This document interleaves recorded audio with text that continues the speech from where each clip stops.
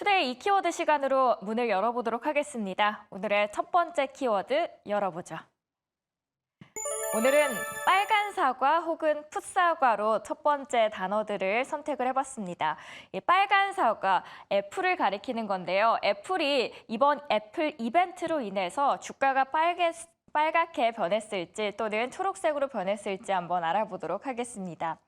이날 핵심은 네 가지였습니다. 아이폰 16은 AI 기능을 중심으로 설계된 최초의 애플 스마트폰이라는 점. 두 번째로는 애플의 AI 기술인 애플 인텔리전스는 지금까지 미국에서만 출시 일정이 잡혀 있고, 세 번째, 화웨이 애플 이벤트 이후에 공식적으로 신제품을 발표할 예정이고, 네 번째로는 구글은 애플의 지배력에 도전하기 위해서 AI 기능을 선보였다라는 점입니다.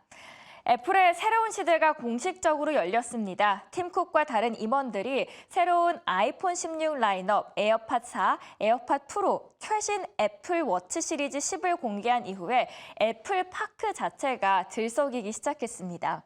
이 행사는 90분 넘게 진행이 됐고요. AI가 아이폰을 어떻게 변화시킬 것인가를 주제로 진행이 됐습니다. 애플의 제너리티브 AI 기능이 어떻게 과연 탑재가 될지, 그리고 그 결과 iOS 18에서 사용할 수 있는 새로운 기능에 대해서 신중하게 설명을 해주는 시간을 가졌습니다. 가장 최근 분기의 아이폰 판매가 둔화가 되는 시점이었습니다. 이번 행사는 올해 가장 주목할 만한 행사로 사람들에게 업그레이드를 그래도 한번 해봐라 권유할 수 있는 계기가 되기 때문에 중요했는데요. 중요한 거는 가격이었죠. 가격은 인상될지 혹은 동결될지 여론이 많았는데 가격은 동결이 됐습니다. 아이폰 16은 $799, 아이폰 16 플러스는 $899부터 시작을 하고요. 기존 아이폰 15와 가격이 동일하다라고 보시면 될 것 같습니다. 팀 쿡 CEO가 가장 먼저 나와서 한 이야기는 이 말입니다. It marks the beginning of an exciting new era. 새로운 시대가 열렸습니다. 차세대 아이폰은 처음부터 애플 인텔리전스를 위해 설계가 됐고 흥미진진한 새 시대의 시작을 알리는 제품입니다라고 이어가기 시작합니다. 이 시각적인 인텔리전스를 사용하면 어떻게 될까요? 보이는 모든 것에 즉시 학습이 가능합니다. 이 카메라 컨트롤이 중요한 건데요. 예를 들어드리자면 전단지를 카메라로 비춰봐서 제목과 날짜, 위치 같은 세부 정보가 자동으로 기록이 됩니다. 그리고 이 기능을 만약에 사용한다 싶으면 사용자가 하나의 버튼을 길게 클릭한 다음에 다음 궁금한 것을 휴대폰 카메라로 가리키게 되면 됩니다. 다만 아쉬운 건 물론 있었습니다. 애플은 올해 말에 카메라 컨트롤에 추가될 예정이라는 것 외에 이 기능이 언제 출시될지는 아직까지 밝혀지지는 않았습니다. 다음 달에 미국 영어 버전의 애플 인텔리전스 테스트 버전을 사용할 수 있게 되고요. 12월에는 중국, 프랑스어, 일본어, 스페인어 등의 언어 현지화된 영어 버전이 제공이 됩니다. 그리고 내년에는 다른 언어 버전도 출시가 될 예정입니다. 그래서 한국어도 있나 열심히 찾아봤는데 아쉽게 한국은 없었습니다. 개장 전 그리고 ARM을 사용했다라는 카더라 소식이 있었습니다. 그래서 ARM 주가가 뛰기 시작했는데요. 이 소식이 사실이었습니다. 애플의 새로운 아이폰 칩은 AI 애플리케이션 속도를 더 높이기 위한 특정 기능이 포함된 최신 버전의 ARM 아키텍처를 사용했다라는 소식으로 인해서 오늘 ARM 또한 주가가 올랐습니다.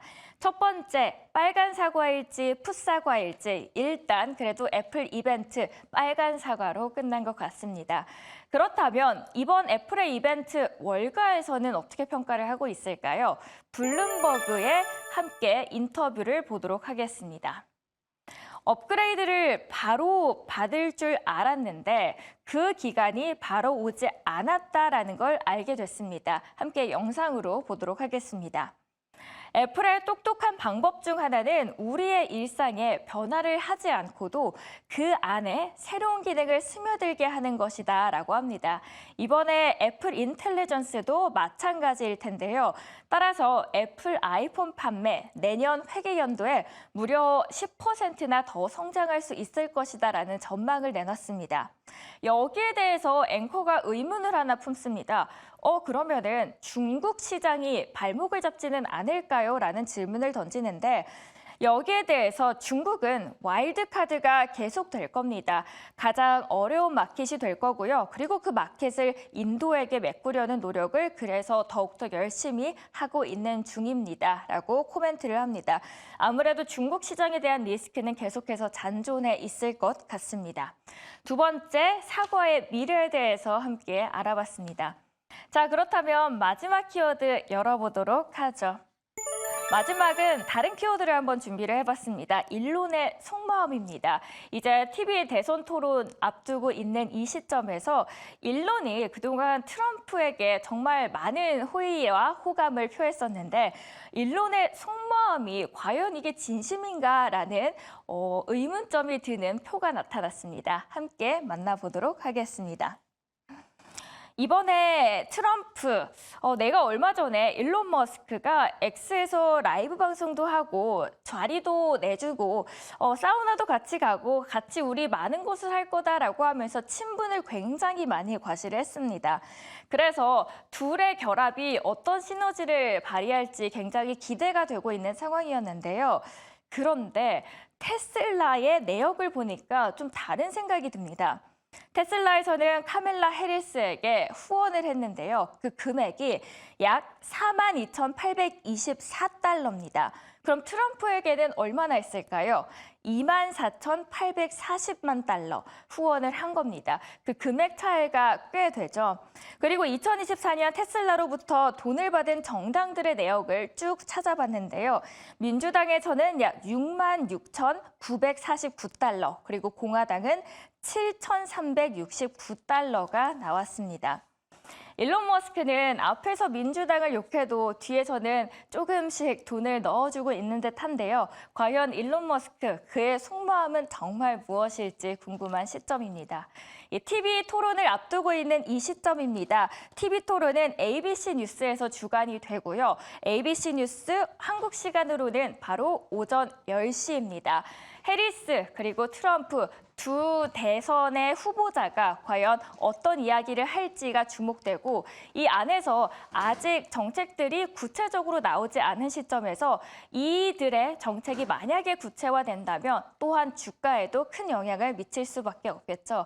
이런 시점에서 TV 대선 토론 어떤 이야기들이 나올지 궁금해지는 상황입니다. 오늘 투데이 이 키워드 시간 이렇게 세 가지 키워드로 함께 알아봤습니다.